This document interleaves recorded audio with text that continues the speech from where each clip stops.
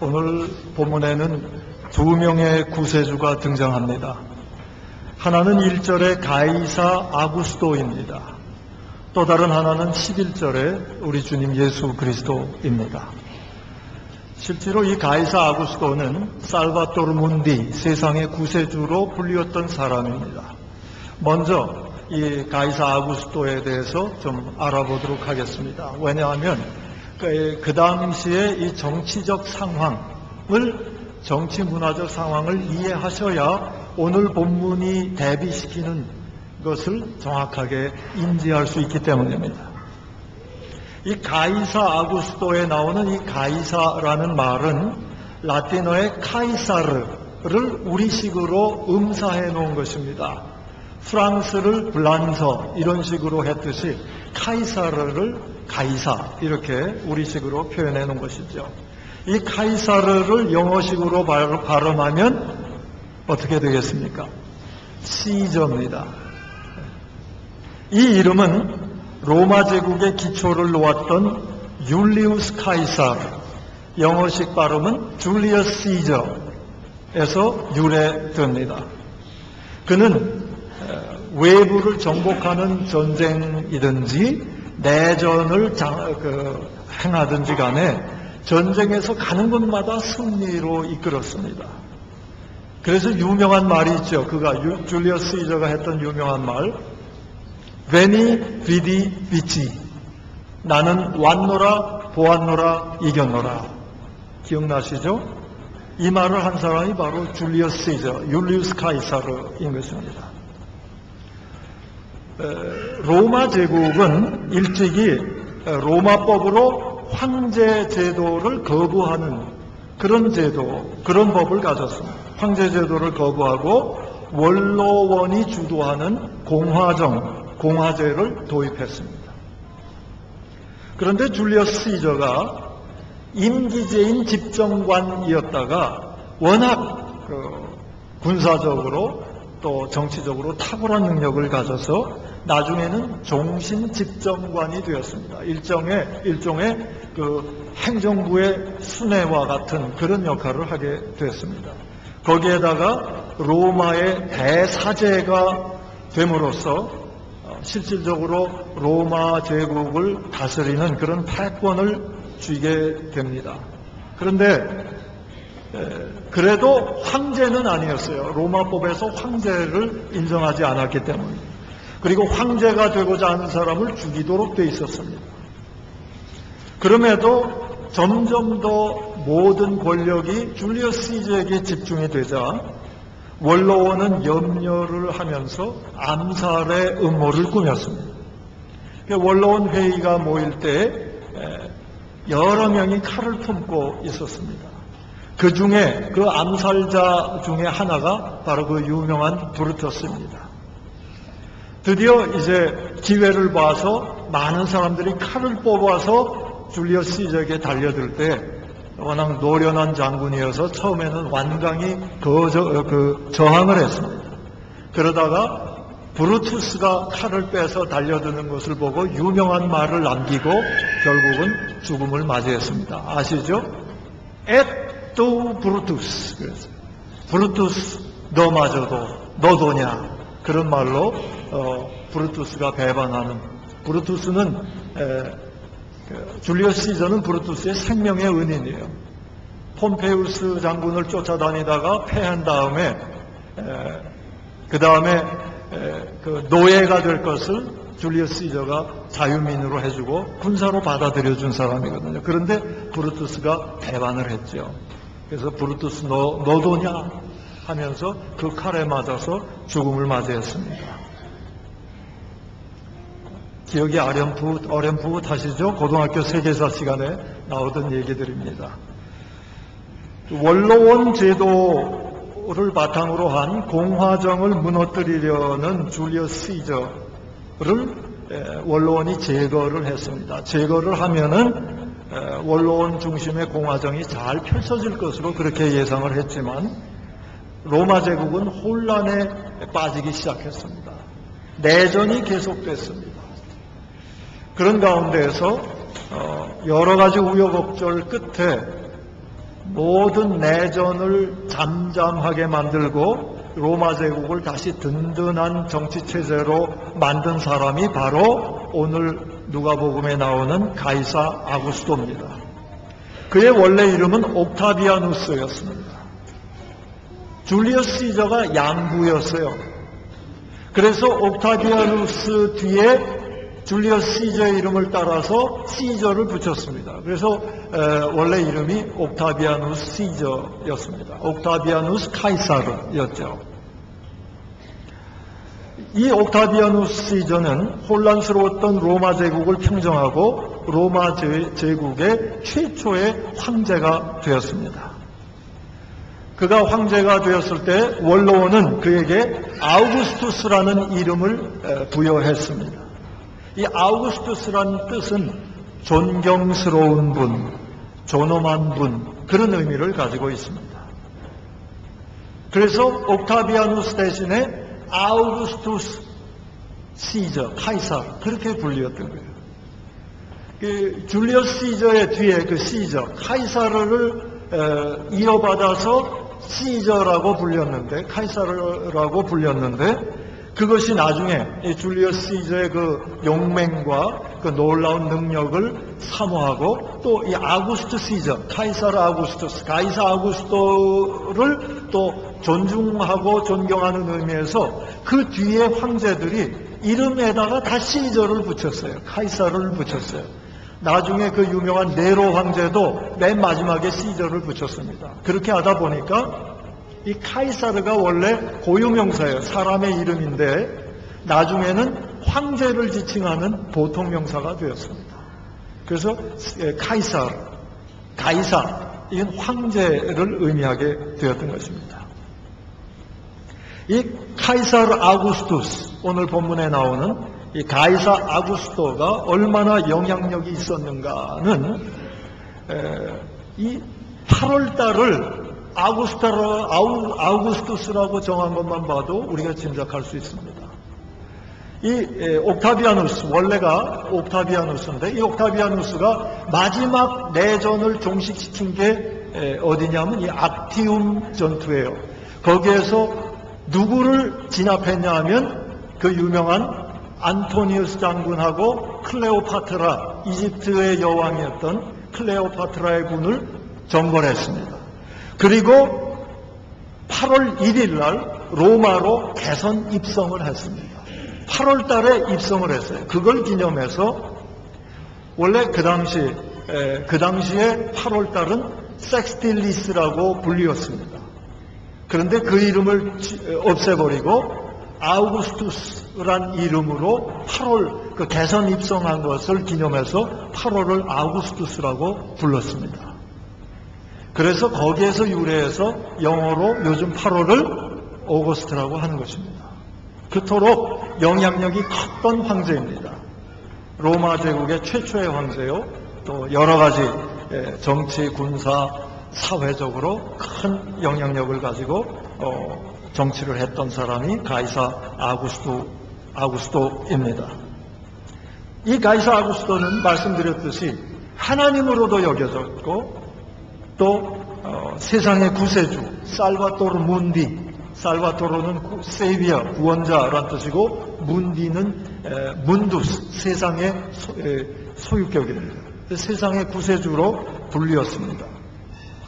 그가 황제가 된 로마 제국이 세상에 진정한 평화를 가져다 준다고 해서 바로 이때부터 팍스 로마나, 로마의 평화라는 개념이 로마 제국과 함께 세상에 등장한 것입니다. 이런 역사적인 배경 속에서 오늘 본문을 보실 필요가 있어요. 가이사 아구스투스 황제, 그리고 그가 이 세상의 구원자요, 세상에 진정한 평화를 가져다주는 팍스 로마나의 주인공이다. 이런 정치적인 그 당시의 시대적인 환경 속에서 오늘 예수 그리스도의 탄생을 표현하고 있는 것입니다. 누가 진짜 세상의 구세주인가? 11절에 보면 예수님이 구세주이다 라고 선언을 하는 것입니다. 그리고 14절에 보면 하늘에는 영광이고 하나님이 기뻐하시는 자들에게 평화다 해서 팍스 로마나에 대비되는 팍스 크리스티, 그리스도의 평화를 대비해서 보여주는 구절이 오늘 본문인 것입니다. 세상의 구원자로 불리었던 아구스투스 가이사 아구스토 얘기를 여기서 마치고 이제 예수님 얘기를 좀 보겠습니다. 아구스토가 명령을 했어요. 로마 제국의 모든 사람들을 호적에 등록시켜라. 이유는 세금을 정확히 부과하기 위해서입니다. 그 당시 스페인부터 유럽 일대를 다 돌아서 팔레스틴, 이스라엘을 거쳐서 이집트에서 지중해 아프리카 북부까지 로마 제국 치하였습니다. 그곳에서 너무 과한 세금을 부과하면 반란이 일어나고 너무 느슨한 세금을 부과하면 로마 제국의 손해예요. 그래서 정확하게 세금을 부과하기 위해서 온 백성 다 호적에 등록해라 라는 명령을 이 가이사 아구스토가 내렸습니다. 이 명령에 무조건 순종하기 위해서 출산이 가까운 마리아를 이끌고 100km가 넘는 길을 호적 등록하러 요셉이 베들레헴을 향해서 내려왔습니다. 100km 내지 110km 되는 길을 만삭의 여인이 걸어왔습니다. 당연히 걸음이 느렸을 것입니다. 늦지막히 베들레헴에 와보니까 머물 데가 없었습니다. 여관을 찾았지만 빈 방이 없었습니다. 그러던 중에 마리아는 출산을 위한 진통이 시작되었습니다.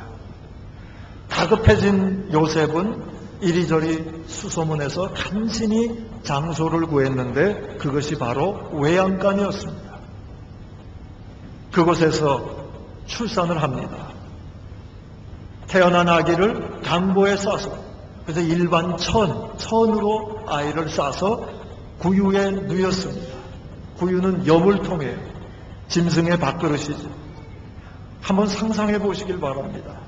추운 겨울 해산할 여인을 이리저리 이끌고 방을 찾는 요셉. 오랜 길을 걸어와 땀과 피곤에 찌든 가운데에서 진통이 오는데도 앉을 자리도 없이 남편의 손을 붙들고 움직였어야 하는 마리아. 아무도 관심 가져주지 않는 차가운 냉대의 분위기에서 드디어 마련한 자리는 짐승들과 함께 있는 냄새나는 외양간이었습니다.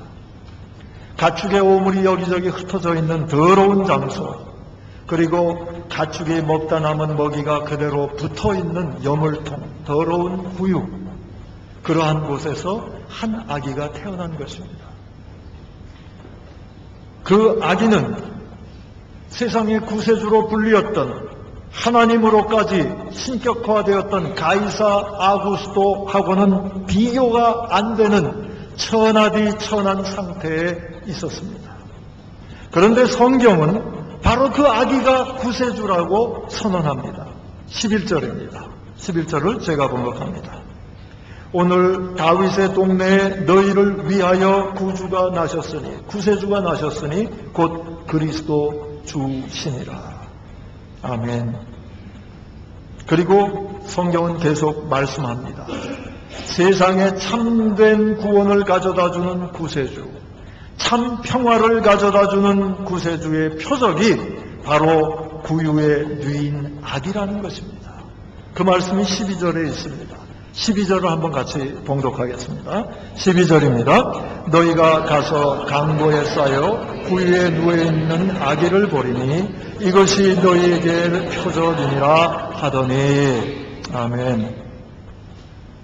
여러분, 우리가 구원자를 믿습니다. 하나님을 믿습니다. 그런데 우리가 믿는 하나님, 우리가 영접한 구원자의 모습은 어떤 것입니까? 가이사 아구스토에 가깝습니까? 구유에 태어나신 아기 예수에 가깝습니까? 오늘 우리가 믿는 하나님, 우리가 영접한 구원자의 모습이 오늘 말씀으로 사로워지고 다시금 성경적인 구원자를 영접함으로 구원의 새로움이 있는, 저와 여러분 될 수 있기를 축원합니다. 지선아 사랑해라는 책을 읽어보신 분이 계시리라고 생각합니다. 그 얘기에 그 작가, 그것을 지은 분의 이름은 이지선 씨이고 올해 33입니다. 22살이었던 2000년에 이화여대 유아교육과 졸업반이었습니다. 그런데 그녀는 그해 7월 30일 날 오빠가 운전하는 승용차로 귀가하던 중에 음주 운전자의 차량과 충돌해서 큰 교통사고를 당했습니다. 차량에 불이 붙었어요. 오빠는 간신히 정신 차리고 나왔지만 이지선 씨는 차 안에서 정신을 잃은 채로 있었습니다. 결국 나중에 구조되었을 때는 온 몸이 불로 채워졌고 특별히 55%는 3도 중화상을 입었습니다. 응급실로 실려갔지만 살 가망성이 없다고 의사들이 포기했습니다.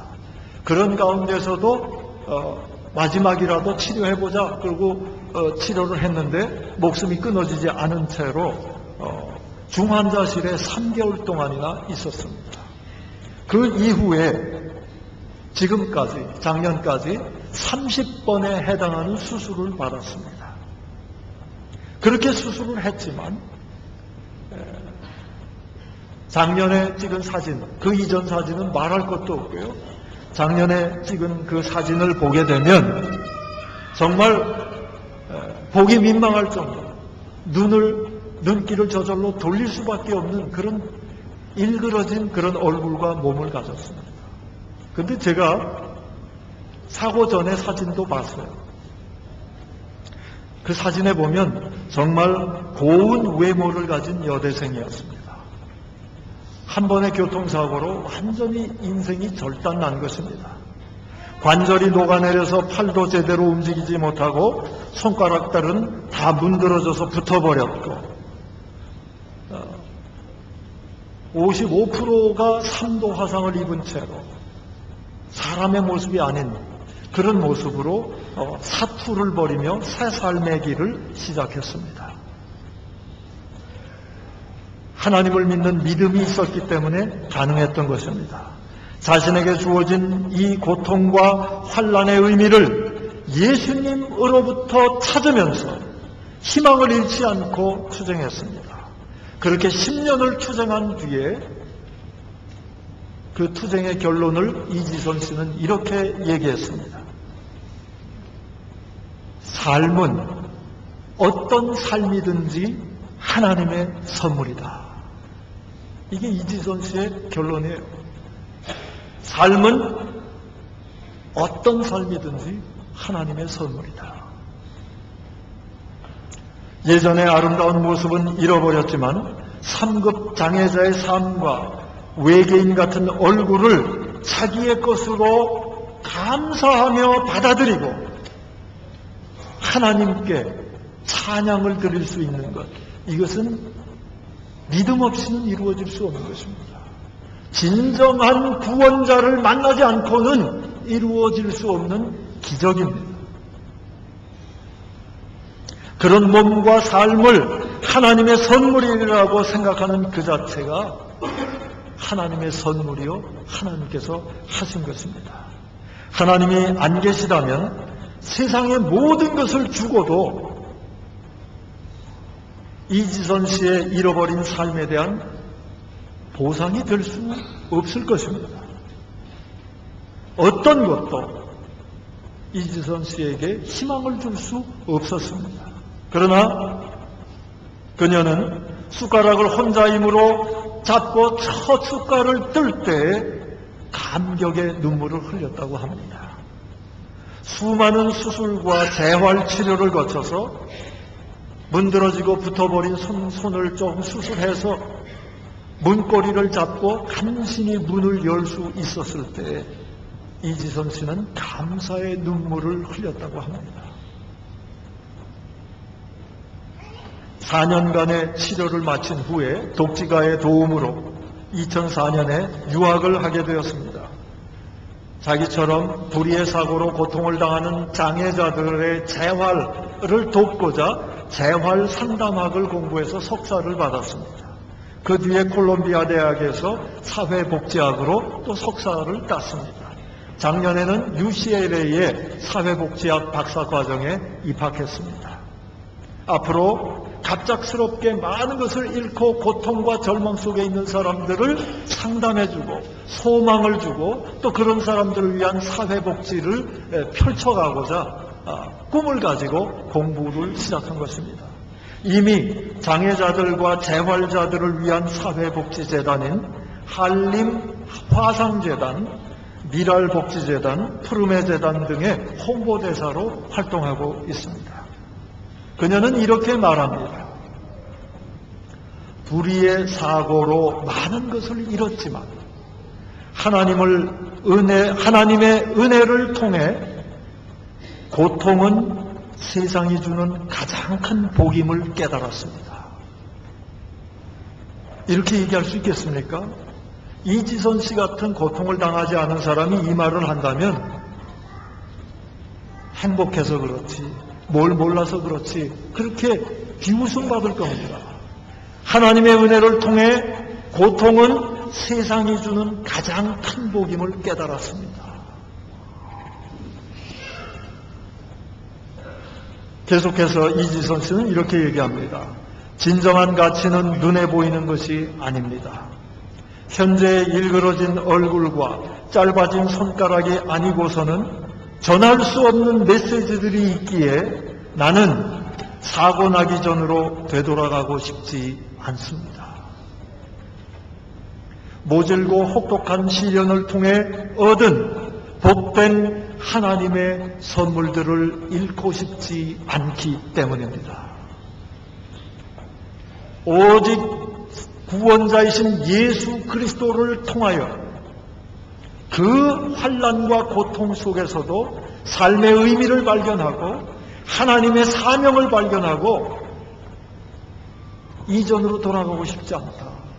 혹독한 모질은 시련을 통해서 얻은 하나님의 선물들 잃고 싶지 않기 때문이다 라고 선언하는 이지선 씨. 어떤 구세주가 이런 이지선 씨의 기적을 만든 것입니까? 사람들이 꿈꾸는 가이사 아우구스토 구세주가 아닙니다. 아무리 능력이 있고 아무리 천하를 호령해도 가이사 아우구스토는 인간의 참된 구세주가 될 수 없습니다. 참된 평강, 어떠한 상황에서도 평강을 잃지 않고 소망을 잃지 않도록 하는 그런 구세주가 가이사 아우구스토는 될 수가 없습니다. 냉대와 비천함 속에서 가장 연약하고 불쌍한 모습으로 태어나신, 그래서 이 세상의 냉대와 비천함, 연약함과 불쌍함을 잘 아실 뿐만 아니라 태중에서부터 아기 때부터 몸으로 체휼하신, 경험하신 아기 예수, 그분만이 구세주가 될 수 있다고 누가는 누가복음에서 증언하고 있는 것입니다. 바로 그분이 이지선 씨의 절망과 고통과 괴로움을 거두어가 주신 분이에요. 그리고 참된 위로와 소망과 평강을 주셨고 삶의 의미를 주신 분입니다. 여러분, 사람에 따라 정도 차이는 있습니다. 혹시 요즘 말할 수 없는 괴로움과 고통, 비참함을 경험하고 계시는 분 이 자리에 계십니까? 어떻겠습니까? 그렇다면 이지선 씨가 2000년에 겪었던 그런 지금의 삶보다 차라리 이지선 씨가 2000년에 당했던 그런 교통사고의 현장, 그 주인공이 되고 싶으십니까? 그렇게 삶을 바꿔보고 싶으세요? 아마 아무도 바꾸고 싶지 않으실 것입니다. 이지선 씨는 비참함 속에, 고통 속에, 처절한 가난함과 불쌍함 속에 오신 예수 그리스도를 진심으로 구원자로 받아들이셨기 때문에 지금 참으로 소망 가운데 능력 있게 의미 있게 살고 계십니다. 연약하고 불쌍하고 비천하게 태어나신 아기 예수를 구세주로 영접하게 될 때 우리에게도 새 소망의 세계, 능력의 세계, 새로운 영원한 가치가 있는 삶이 펼쳐질 것입니다. 믿으시기를 축원합니다. 여러분, 왜 그렇습니까? 우리 예수님은 세상의 가장 큰 냉대를 이미 경험하신 분이에요. 그걸 극복하신 분이에요. 하나님이 사람이 되신 것 이해할 수 없는 일입니다. 그런데 그저 사람이 된 게 아니에요. 모든 이로부터 냉대받으셨어요. 가장 비참한 자리에서 태어나셨어요. 그분이 세상을 주관하시는 하나님이라면 그분 속에 우리의 소망이 있는 것입니다. 그분 속에 우리의 삶의 의미가 있고 그분 속에 우리의 삶의 능력이 담겨 있는 것입니다. 아기 예수를 영접함으로, 구원자로 영접함으로, 구주로 영접함으로 그 의미와 그 능력과 그 소망을 우리의 것으로 삼는 저와 여러분 될 수 있기를 축원합니다. 기도하겠습니다.